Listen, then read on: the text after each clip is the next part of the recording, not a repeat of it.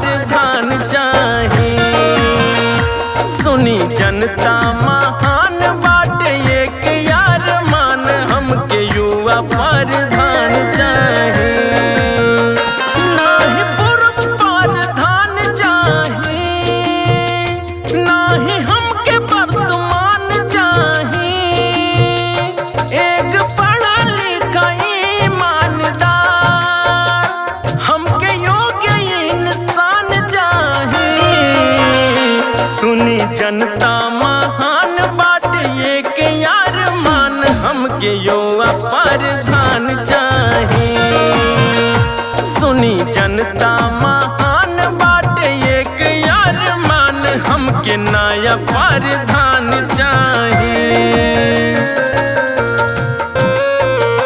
हमके युवा प्रधान चाही, हमके नया प्रधान चाही।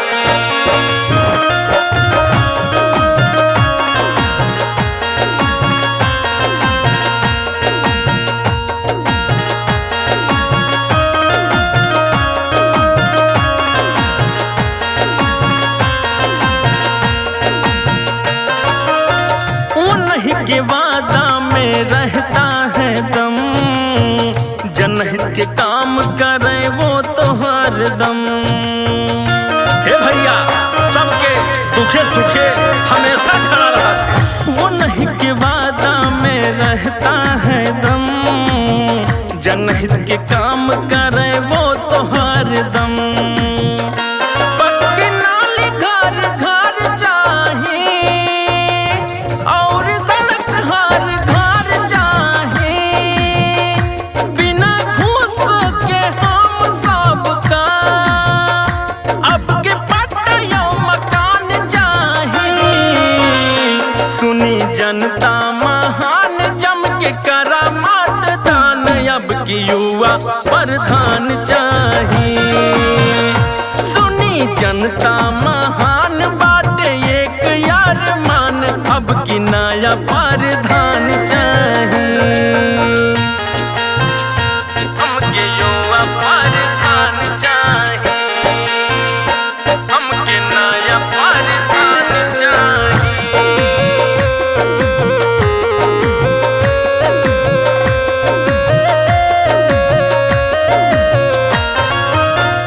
नारी के समान होए बुजुर्गन के ध्यान हो, बराबर सब जाति धर्म के हो ईमान हो।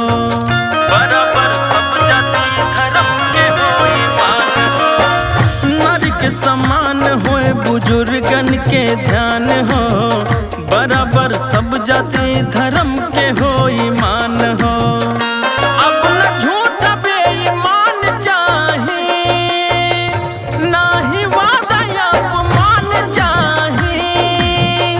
सबसे सुंदर सुसज्जित अपने गांव के निर्माण चाही। सुनी जनता महान बाटे एक यार मान अब की नया प्रधान चाही। सुनी जनता महान बाटे एक यार मान अब की युवा प्रधान चाही। हमके युवा प्रधान चाही, हमके नया प्रधान चाही।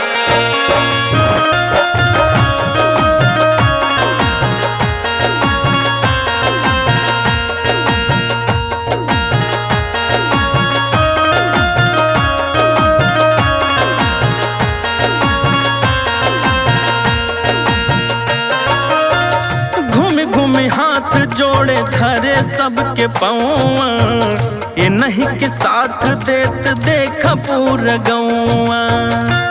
अब की ये नहीं के सब झूम के वोट दी है वो चाचा।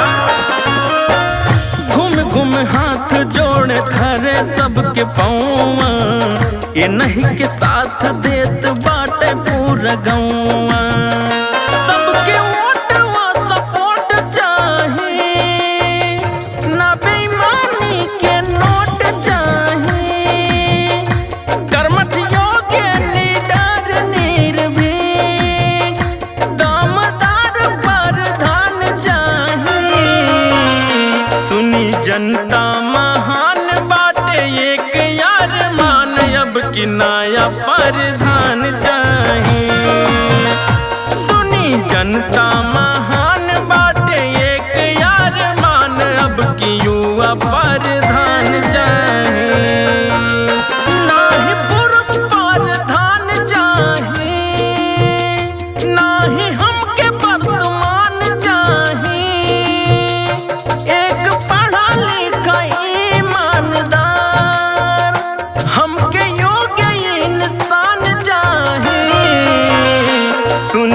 जनता महान बाट एक यार मान हमके युवा प्रधान चाही। सुनी जनता